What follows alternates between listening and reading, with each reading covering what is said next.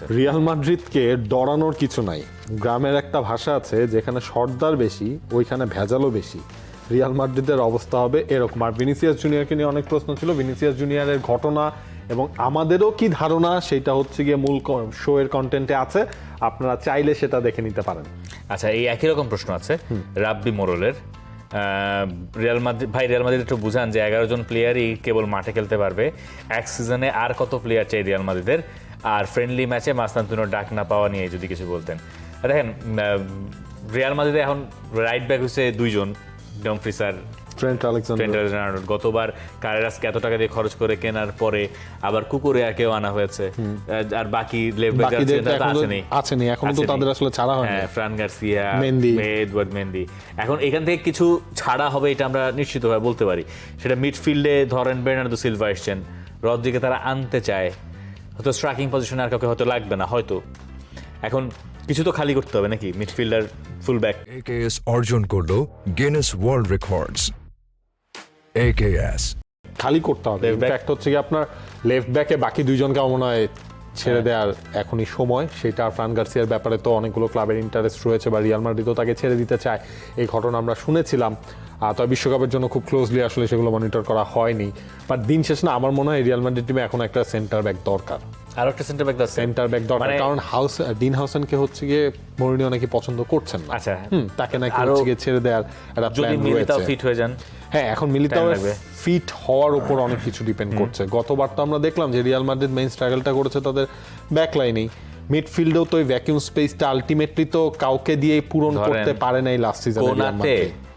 Rudiger, আচ্ছা, কোনাতে চলে এসেছে, আমি ইটস মাই ফল্ট, ঠিক আছে। কোনাতে তো চলে এসেছে, ওই জায়গাটা এখন কভার আপ করে দেয়া না। কোনাতে আর রুডিগার যদি আপনার থাকে, তাহলে আমার মনে হয় যে এই 2 জন মোটামুটি মিলিতাও হুইসেন দিয়ে চালিয়ে দেওয়া যাবে। এখন মুশকিলটা হচ্ছে মিডফিল্ডে রয়েছে। হ্যাঁ, মিডফিল্ডে আসেনসিও আছে। আমার মনে হয় না, খুব আমি জানি না, যদি জোসে মরিনো এবার যা সাইনিং করাচ্ছেন এই প্লেয়াররা সবাই দেখবেন যে 30-এর আশপাশে। আপনি বার্নার্ডো সিলভাকে মানে এমন এই যে এমন সময় আপনি হয়তো রিয়াল মাদ্রিদ এক্সপেক্ট করবেন না, কিন্তু এইগুলা সব জোসে মরিনিওর সাইনিং। মরিনিও বলছেন, তারাও আসছেন। গতবার তারা সাইন করেছিল নতুনদেরকে, যাদেরকে দিয়ে কোনো কাজ রিয়াল মাদ্রিদ বের করতে পারেনি। এবার হচ্ছে পুরনোরা আসছেন, মানে অভিজ্ঞরা।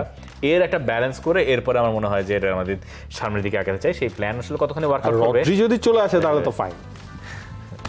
তাহলে ভিনিসিয়াস আর রদ্রি একসাথে খেলবে, কি একটা অবস্থা হবে। আচ্ছা, বার্সাকে নিয়ে প্রশ্ন। শামসুল খান, হামজা দুর্দান্ত, কর্তেসের স্ট্যান্ডার্ড পারফরমেন্স, স্কোর লাইন বাদ দিয়ে প্লেয়ারের পারফরমেন্স কেমন দেখলেন? মানে বুঝিনি, মানে হামজা আচ্ছা, বার্সেলোনার হামজা। আমিও কনফিউজ হয়ে যাই মাঝে মধ্যে। আচ্ছা, হামজার এই প্রশ্নের পাশাপাশি একটু ফেরান তোরেসের কোয়েশ্চেনটা নিয়ে নেই।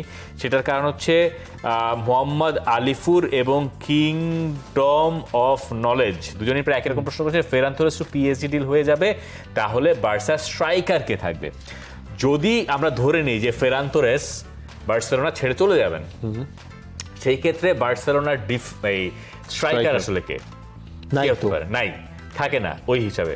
কারণ আলভারেজ ডিলটাও এখনো হয় নাই। তাহলে আপনি কি এখন অ্যান্থনি গর্ডনকে খেলাবেন? আপনি কি করিম আদিয়ামিকে খেলাবেন স্ট্রাইকিং পজিশনে? আপনি কি হামজাকে খেলাবেন? মানে এই যে হামজা একজন নাম্বার 9 হতে পারেন বলে অনেকে বিশ্বাস করে বসতে পারেন এই ফিওরেন্তিনা বলতেছি বার্সেলোনার সবশেষ ম্যাচটার পরে। দেখেন, এই জায়গায় আমার মনে হয় সিজন তো লম্বা, তো এই জায়গায় হান্সি ফ্লিকের অন্য কোনো না কোনো একটা চিন্তা অবশ্যই আছে এর মধ্যে। দেখেন আপনি, নাম্বার 9 নয়, কিন্তু আপনি রাশফোর্ডকেও কিন্তু ব্যাক করে দিয়েছেন। আপনি নতুন অ্যাটাকিং থার্ডে আপনার কাকে অ্যাড করলেন? অ্যান্থনি গর্ডন, করিম আদিয়ামির খেলা গতকালকে দেখে যতটুকুই হাইলাইটস দেখলাম, ততটুকু মনে হয়েছে যে না, তার একটা রোল এই টিমটার মধ্যে থাকবে। বাট দিন শেষে একটা নাম্বার 9 বার্সেলোনার দরকার। যদি ফেরান তোরেসকে পিএসজি নিয়ে নেয়, আবার পিএসজি যে নিবে ওই জায়গায়ও কিন্তু অনেকগুলো আপনার যদি এবং কিন্তু আছে। আর্সেনাল যদি ভিনিসিয়াস জুনিয়রকে মিস করে, তাহলে ওদের টার্গেট লিস্টে কিন্তু বারকোলা রয়েছে। বারকোলাকে আবার তারা টিমের দলে ভেড়ায় কিনা। আর পিএসজির তো আমার মনে হয় ফেরান তোরেসকে নেয়ার মতো আসলে কি খুব দরকার আছে? I don't think so. মানে আমি জানি না, মানে গনজালো রামোস তো আছেই, মানে ফেরান তোরেসের আরো কতগুলো অপশনস আছে। এখন ফেরান তোরেস গতবার তো তার লিগের গোল ডাবল ফিগারে নিয়ে গেলেন, এবং বার্সেলোনা গতবার ফেরান তোরেসকে প্রথম দিকে সুযোগ দিয়েছে, আবার লেভানডস্কি যখন ফেরত আসে তখন ফেরান তোরেস সেকেন্ডারি হয়ে গেছেন। আবারও ফেরান তোরেস ভালো করেছেন, এই ভালো করেন নাই, ইনকনসিস্টেন্সি হয়তো তার ভেতরে রয়েই গেছে, কিন্তু তারপরও ফেরান তোরেস গত সিজনে আমার কাছে মনে হচ্ছে ইমপ্রুভ করেছেন।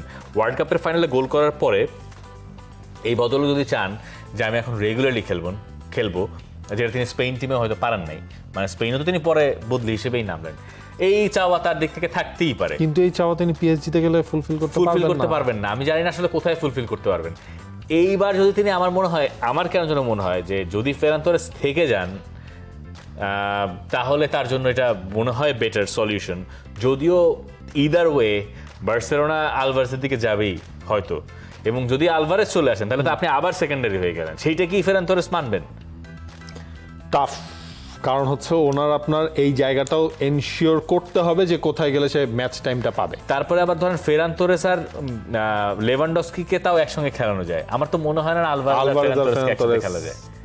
যাইতে পারে, আমি জানি না, কিন্তু মানে আপাত দৃষ্টিতে এই সলিউশনটা বের করা তো বক্সের ভেতর কে থাকবে, কে যা থাকবেন বক্সের ভেতরে। For more updates, subscribe to our YouTube channel and click on the bell icon. Follow us on Facebook and Instagram. Download T-Sports app to enjoy exciting games and highlights. Visit tsports.com.